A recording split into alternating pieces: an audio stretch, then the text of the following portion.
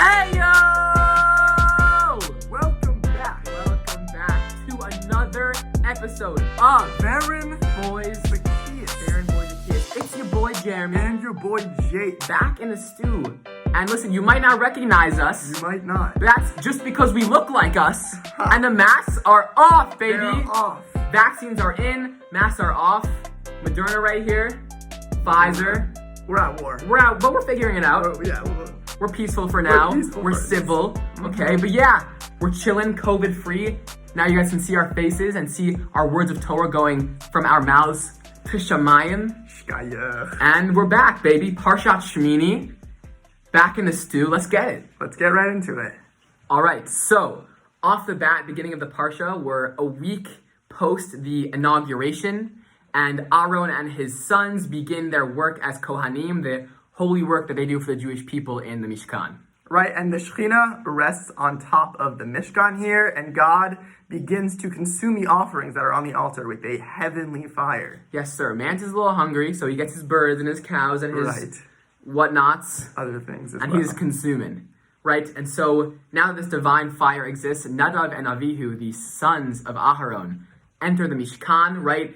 Rumor has it they were drunk, right? Or they didn't really, it wasn't the time they're supposed to be in the Kodesh HaKodashim. Right. They come to offer a korban, and a strange fire emerges, and they die immediately.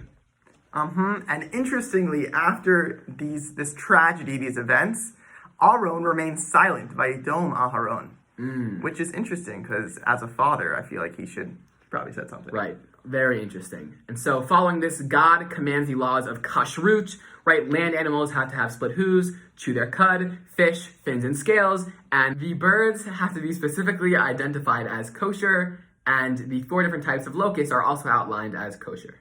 Lastly, we have the laws of the mikvah are given to the people of Israel, and they are told to differentiate between the pure and impure. So like between the Jakes and the Jeremys, essentially, the Moderna Right, and the Pfizers. the pure and the impure. The pure and the imp.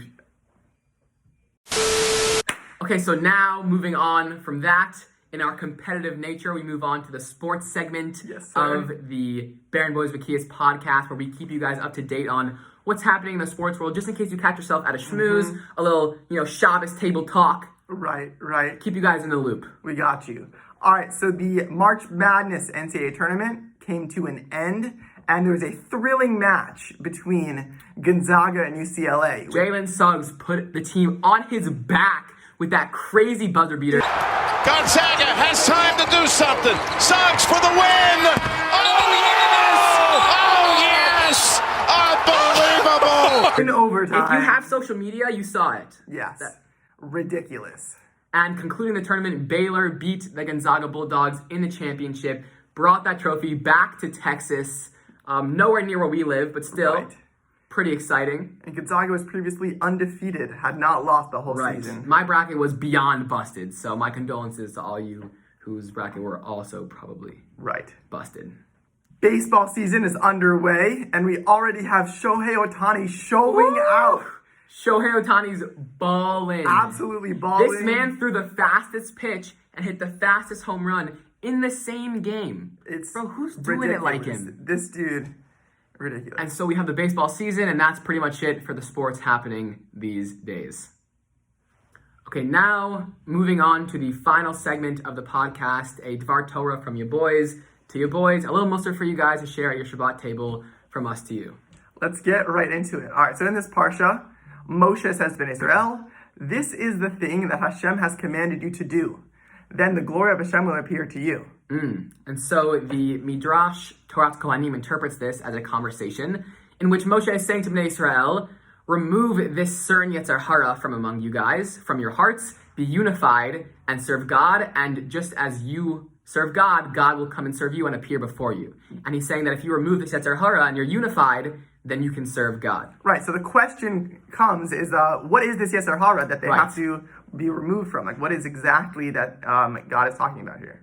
Right, and so Rav Yitzchak Hershkowitz Shlita explains that when Bnei Israel heard that Hashem would reveal himself to them, they were emphatic, they were giddy with excitement, they were so, anticipating this big moment, so much so that they lost sight of the reason they were doing this Avodas Hashem in the first place, right?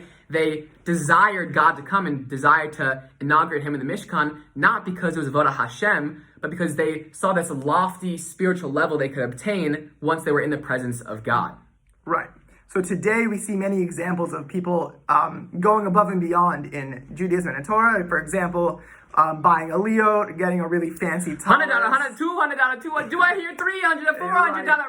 Right. Fancy tallis, even the fanciest etrog. And you want to make sure that you're doing this for the right reasons, for the reasons of serving Hashem and doing what's best for Hashem, and not for the high status of holy. Right. You got to keep your mind on track, right? It's easy to get lost in the flashiness, in the fancy details, but remember what we're doing here, right? We're here to serve God, the creator of the universe, do avodat Hashem. And so when you keep that in mind and keep yourself humble, eventually, you'll reach that level and do it the right way. And so with that, until next time, peace.